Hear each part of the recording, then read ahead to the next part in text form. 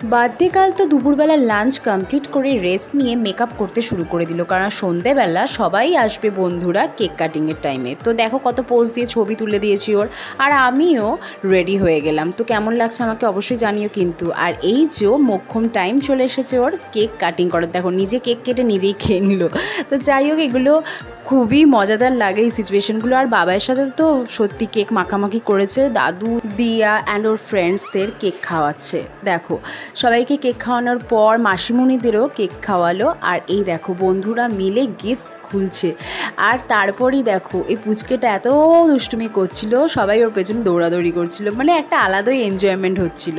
আর দেখো সবাই খেয়েও নিয়ে বাড়ি চলে গেছে, যেই অমনি আমার মেয়ে বসে পড়েছে আনপ্যাক করতে গিফট। আর ওর সাথে সাথে দিদাও খুলতে শুরু করে দিল গিফট ওর হাতে হাতে হেল্প করার জন্য। আর সত্যিকারের গিফটগুলো দারুণ হয়েছিল। তো চলো ওরা গিফট দেখুক, তোমাদের সাথে দেখা হচ্ছে নেক্সট ভিডিও নিয়ে।